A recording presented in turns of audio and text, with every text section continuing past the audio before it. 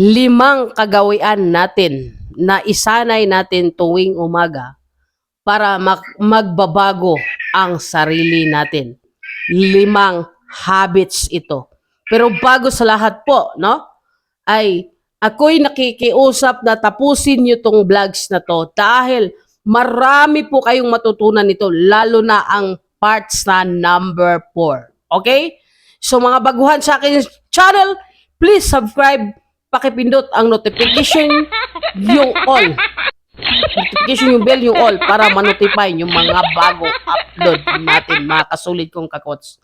No? Sa lahat ng mga OFW, kung saan sulok man kayo ngayon naroon, sana'y nasa mabuti po tayong kalagayan at malayos kapamakan sa Luzon, Visayas at Mindanao na patuloy nga nagsuporta sa aking channel. Ito pala, ang iyong lingkod, TV Boss Lee.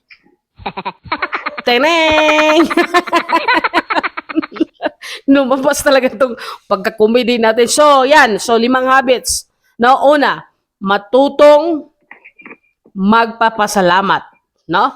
Pagising natin ng umaga, una nating gawin, matutong magpasalamat sa may kapal, sa creation, gumagawa sa atin, gumagawa sa mundo, nagbibigay ng buhay sa atin, nagbibigay ng hangin. Oh, thank you, Master ng Universe. Panginoon, salamat no na binigyan mo kami ng buhay na ito, gising pa kami, ito kami. Salamat sa mga pagkain na binigay mo sa amin araw-araw. Salamat sa lahat ng biyaya na binigay mo sa amin. Salamat sa mga kalaban namin, no, na binigay mo sa amin para maging strong kami. Salamat sa mga pinarandam mong mga baser sa amin. Bad at goods, pasalamatan natin yan paggising natin. Ibigay natin sa kanyang lahat dahil wala po tayong magagawa. Kaya yan po ang pinaka number 1 no ng 5 habits. So number 2, take note, no? Number 2 ay practice meditation, no? Yan, focus po tayo. Maraming klase nga meditate, no? Magano sa kanya, sa ating mindset, no, na i-repress natin palagi. Iwasan po natin ang mga negative energy. So pag mayroon po tayong negative papasok sa isip natin, labanan natin yan, laging positive. May problema po tayo, lagi po nating solusyonan, no? Lagi po tayong mag-isip ng solusyon. Huwag tayo mag-isip ng problema. Kahit gaano kabigat ang problema, i-meditate natin yan. Sigurado ma-repress ang mindset natin. Maayos ang isip natin.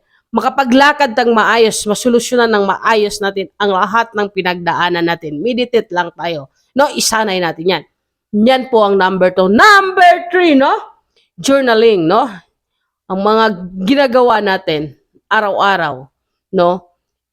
I-journalize natin. So, pwede tayong isusulat natin sa kalendar para hindi po natin makakalimutan yon. Para kinabukasan, makikita natin, ito yung gagawin natin, ito yung mga petsa, no? Talagang i-journalize natin, iayos natin, no? Journaling, no? Yun po. Number 4, mindful eating, no? Yun, ito ay pinaka-importante, no? Na ang sobrang pagkain nakakasama. So, example, ikaw isang tao lang kumakain, pero putahin mo 5 ulam. So, yun ay nakakasama. Sobra kasi, no? Nag-aksaya ka ng panahon na pwede ka naman kumain ng isang putahe kasi ikaw lang isa ang kumakain. Tapos, 5 beses pa kumakain sa isang araw. Nakakasama yun. Kaya maraming high blood, diabetes, no? Hindi po healthy yung kinakain. Kahit ano na lang nilalagay sa bunganga natin. Kaya ang tao pag magkasakit, hindi na siya, ayaw na niya kumain. Wala na siyang gustong kumain. Alam mo yung ibig sabihin yan? Kasi hinahanap ng sarili niya ang fasting. Kasi kain tayo, nasusubrahan. Ang tao, kailangan din magpapasting. Nagkakasakit ang tao pag sobra ang pagkain sa katawan. Dahil hindi pa nga nalulusaw, na lamon ka na naman. Hindi pa nga tunaw, lamon ka naman. Wala kang disiplina. Kaya nagkaganyan ka, nagkasakit ka. Kaya kailangan po natin. Kaya ako, kumakain ko twice a day lang. May nagkasakit ba ako? Healthy ako. Mapayat ba ako? Mataba ako. Dahil ang kinakain ko din gulay, prutas, isda. Yung alam po nating nakapagbigay po sa atin ng magandang pangangatawan. Nakapapagpugi lalo. Ganun yun. So, mindful eating. So, ang pagkain, kumain ka pag gutom ka, no, sa panahon na kumain na nga tatanghalian, nag-snack pagkain natin, ano na, kanin, pag alas 3 kumain po tayo na saging, carbohydrates yun. So, kakainin natin mani. Ayan, mag-snack tayo kung gusto na natin, no? Yung mga nagbibigay po na nakakatalino nga pagkain, yun po yun, na disiplina natin. So, iwasan po palaging karne, no? Isda lang, gulay, prutas. Yan. So, binalik ko lang ulit. So, pinaka-importante yun. Isa nakakasira ang masubrang pagkain kasi nakakaubos din ng pera yan. Kumakain ka sa restaurant, palagi kang lumalabas. Tung may birthday, para papasikat ka lang. No? Pagpapasikat ka lang, pasabihin na may panghanda ka, ipapangutang yung birthday mo, nakakasira yan na sobrang pagkain. Pista, na dahil magdating si kumpare, si humare, kahit wala ka budget lang pera mo, ipagpangutang mo. Nakakasama yung sobrang pagkain. Kaya, dahan-dahan lang. So, yan. Iwasan po natin yan. Kailangan ugaliin natin itong 5 nito. Importante itong 5, no? Itong planning.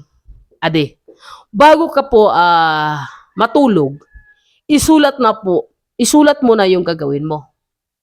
Dahil sa pagsulat mo, hindi po yung schedule mo masisira. Yung pinaka-importante mo, no? So, ito, may alas 8, magja-jogging ako, umaga, magpasalamat ako. Ayan. So, mag-jogging ko, alas 8 hanggang alas 10, may appointment ako na tarpulana, ganyan. So, bakit kailangan natin isusulat? Dahil kung mayroon pong sisingit, ay hindi po siya makasingit. Dahil naka-schedule na po yung plano mo, kinabukasan kay gabi pa lang nagsulat ka na. O, di ba magandang pag-uugali yan? So ngayon, alas 10, ang appointment mo ay makipagkita ka, may business appointment ka. Oh, punta ka sa iyong tindahan kasi titingnan mo ang sales kasi bakit mahina. Ngayon, dumating si Tarpulano, sabi niya, Boss Lee, alas 10, punta tayo kay Michael dahil may birthday. Example ko lang yan. Siyempre, ano gagawin mo? Kung hindi yun nakasulat, hindi yun naka-schedule, sasama ka ni Michael dahil kaibigan mo yun eh. Pero kung nakasulat na, sorry, pasa mo na ako pareha, may appointment po ako. Kailangan hindi ito masira. Kasi isang adlaw mo yan. Pag once isang schedule mo yung nasira, masira na lahat ang schedule mo. Hindi ka nag-success sa isang araw. Kasi, pag mag-success ka araw-araw, mag-success na po yan ang isang buwan mo. Mag-success ka buwan-buwan, ang isang taon mo mag-success na rin sa ginagawa mo. Ganun yan. Every day, every week, every month, every year. Every year, mag-success ka. Pero paano ka mag-success kung hindi mo magawa sa maliit na bagay? Ganun yun. So, kailangan na matuto po tayo dyan sa mga bagay-bagay na yan. So, ulitin ko, no, mga kasulit ko kakots, limang kaugalian ng mga pagbago sa atin. No? Una ay magiging mapagpasalamat ka kay Master sa pagising mo tuwing umaga. Magpasalamat ka sa Diyos sa pagising mo. Number 2, practice meditate. Yan. Number 3 po, journaling. Number 4, mindful eating. At number 5, planning. Diba? Ayan po, no? Sa 5. Saan ka dyan? No? Comment below kung nagagawa nyo yan, kung saan po ang na-practice nyo yan. So sana hindi malubat itong mic natin para tapos na po ito kasi take 3 na po ito. So, please subscribe, pakipindot ang notification bell, yung all, para ma-notify nyo natin ang bagong upload. Ito ang iyong lingkod, Boss Lee, no? So, pakipollow na lang sa ating Facebook account, TV Boss, Angga TV Vlogs, at sa ating TikTok account, no? Ayan, so aking ilalagay dito, no? Ayan, ang makikita nyo sa screen, yan po yung mga account ko. Please follow.